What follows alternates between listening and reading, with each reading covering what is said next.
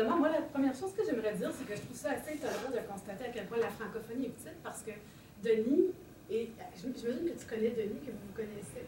On s'est rencontrés probablement. une fois, oui. Puis, je les connais tous les deux aussi. Puis Anne a travaillé à Saint-Boniface, moi je vis à Saint-Boniface. Alors, Denis a été consultant au CCFM pour des projets qu'on a fait. Alors, vraiment, c'est vrai que la francophonie canadienne, c'est un milieu où finalement on finit par connaître un petit peu tout le monde. Oui, on est réseautés, tu sais.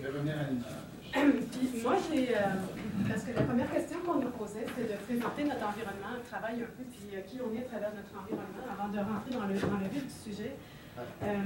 Puis j'ai pensé prendre quelques petites photos pour faire ça, parce que j'ai pu comprendre aussi que la raison pour laquelle j'avais été invitée, c'est que je m'occupe d'un centre culturel, donc je suis l'espèce de fille de terrain dans le panel d'aujourd'hui, celle qui vit vraiment les problématiques sur le terrain, c'est-à-dire comment on crée une programmation culturelle dans différents domaines et comment on essaye d'amener les gens à venir voir ce qu'on a à leur offrir.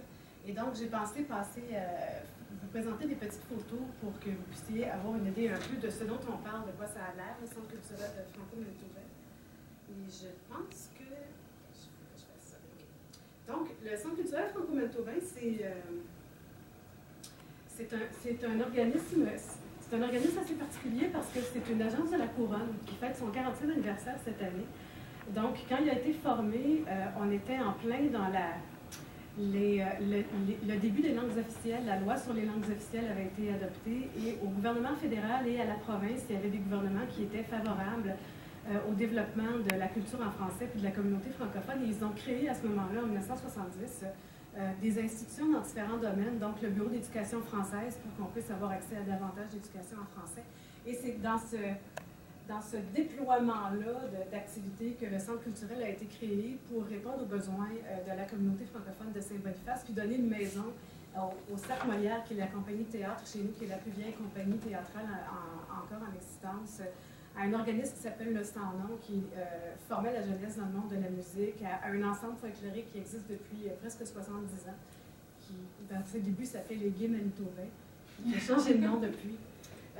Et donc, ça a donné une maison un peu à différents organismes, puis on est devenu vraiment un centre culturel très multidisciplinaire. Alors, on fait de la chanson, on fait de la musique. Alors, l'année passée, par exemple, on a eu Lisa Leblanc, mais on a aussi un groupe de l'Orchestre symphonique de Winnipeg qui fait des concerts chez nous 3-4 fois par année pour répondre à différents besoins de programmation. Alors, c'est juste des petites photos que je vous donne là, pour vous montrer ce qu'on fait. On a une ligue d'impro qui est très, très, très dynamique.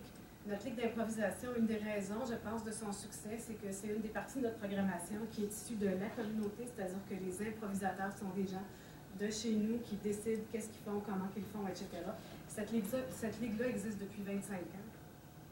On a eu Louis-José Hood qui est venu faire un tour chez nous. J'ai mis cette photo-là parce que c'était vraiment, on a trouvé ça vraiment étonnant. On a 5 lieux culturels dans le centre culturel. On a une salle de spectacle qui est un peu classique, là. On a une petite salle polyvalente qui accueille à peu près 120 personnes, dans laquelle on fait l'essentiel de nos activités. On a un ancien gymnase, parce que le centre culturel a été bâti sur une ancienne école qui était le Juniorat des Oblats, donc on avait l'habitude de former les futurs frères, là. Très culturel, tout ça.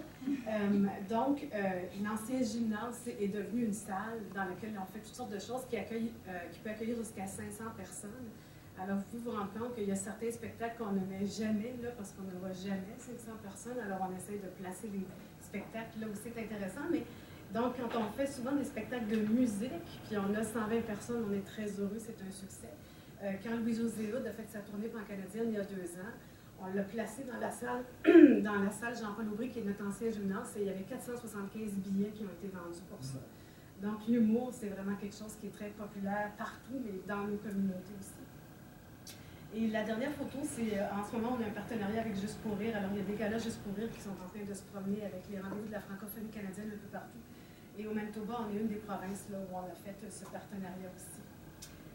Il y a les partenariats, je le mentionne parce que je pense que c'est une des nouvelles clés du succès, puis des nouveaux mots à la mode, mais on a vraiment besoin de maximiser les partenariats pour maximiser les réseaux qui vont chercher différentes personnes qui vont venir à nos activités. Donc, dans la photo de gauche, vous avez les rendez-vous de cinéma québécois qu'on présente chez nous depuis 2 ans, mais on est plusieurs partenaires à présenter ça ensemble. Dans la photo de droite, je vous la montre parce qu'on fait de la danse folklorique, mais on a aussi fait un partenariat avec une troupe de Montréal qui permet d'ajouter des éléments plus contemporains au type de danse qui sont dansés par notre troupe actuellement. Alors ça, c'est un extrait d'un spectacle qu'ils ont donné, puis les membres des deux troupes dansent ensemble dans cette chorégraphie-là. On fait aussi des arts visuels, donc on a une salle d'exposition que vous voyez au milieu. Ça, c'est un vernissage avec l'artiste qui est très heureux de son vernissage. Et donc, il s'appelle Charles Brunet et il a attiré beaucoup de gens à son vernissage, Charles, parce qu'il connaît tout ce qui bouge dans Saint-Boniface. Alors, les gens sont venus, ce qui n'est pas tout le temps le cas là, dans le domaine des arts visuels. On a aussi une collection d'art. On existe depuis 40 ans, puis on collectionne des œuvres d'art.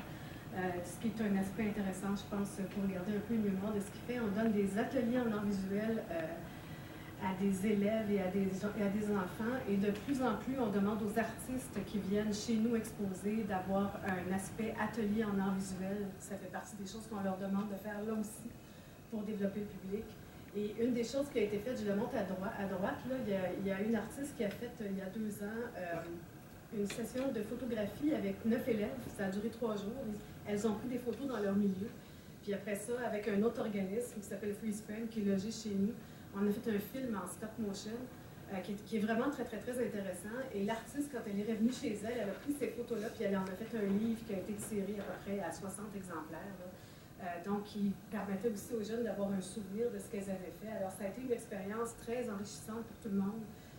Et très particulière aussi, cette chose-là. Alors, on était très fiers de ça, mais ça fait partie aussi des choses qu'on fait pour développer le goût.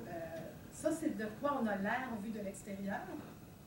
Alors, vous avez à l'avant-plan cette structure-là, qui est le nouveau théâtre qu'on appelle, mais en fait, on l'appelle encore comme ça, mais c'est le théâtre Cercle Molière. Alors, c'est un théâtre qui a été construit et qui a ouvert il y a 3 ans, qui est consacré aux pièces que monte le Cercle Molière.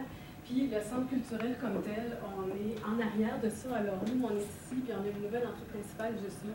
Et cette structure-là qui est cachée par les arbres et qui est ici, c'est un 3e édifice qui est adjacent au centre culturel et qui s'appelle le Centre du patrimoine, qui est un centre d'archives, donc qui conserve les archives importantes pour les francophones de l'Ouest et du Nord et aussi pour les métis. Donc, si vous savez probablement que dans nos régions, les métis, c'est une nation importante, ça fait partie des Premières Nations, c'est de plus en plus reconnu. Et les gens qui veulent avoir leur carte métisse pour avoir des droits gouvernementaux doivent faire leur généalogie. Tout ce monde-là va dans le centre du patrimoine pour faire ça, entre autres choses. Puis vous voyez qu'il y a un logo 340 Provencher. Là, on a fait une initiative, tous les groupes ensemble qui sont dans ce site-là, on est une douzaine de groupes, 11 groupes, pour essayer de voir comment est-ce qu'on pouvait se repositionner ensemble, parce que quand le CCFM a été créé, il y avait un bâtiment, maintenant il y en a 3. Et donc, on voulait que le site soit davantage compris. Là. Surtout qu'il n'est pas facile à circuler pour toutes sortes de raisons. Alors, on est en train de travailler sur un nouveau repositionnement. Alors, ça, c'est de quoi on a l'air en dedans. Puis, ça, c'est un peu des photos pour vous montrer nos salles. Alors, à gauche, vous avez le théâtre de 282 places, qui est un théâtre classique. Bonjour, Denis. Bonjour. Quelle entrée théâtrale. À droite, vous avez notre grande salle de 500 places dans laquelle il y a une activité dans cette photo-là qui est liée à un festival de cinéma. Dans cette photo-là, vous avez notre plus petite salle dans laquelle il y avait une série de musique classique qui est dans le cadre de cette photo-là.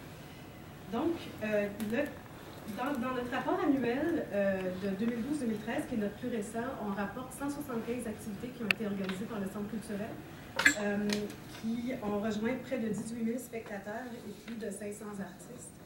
Ça, c'est sans compter les activités que nos partenaires organisent pour lesquelles on n'est pas nécessairement impliqué dans l'organisation comme telle, comme le Festival du Voyageur, par exemple, qui a lieu chez nous ici. Puis on pense que la fréquentation du centre culturel pour l'ensemble des activités dans l'année frôle les 80 000 personnes. Ça comprend aussi les gens qui louent des salles là, pour leur propre activité. Alors, c'est un peu l'environnement dans lequel je travaille. Une petite précision, est-ce que le Centre culturel Franco-Manitobain est gestionnaire des 3 édifices en plus d'avoir sa propre programmation? Le Centre culturel, l'Agence de la Couronne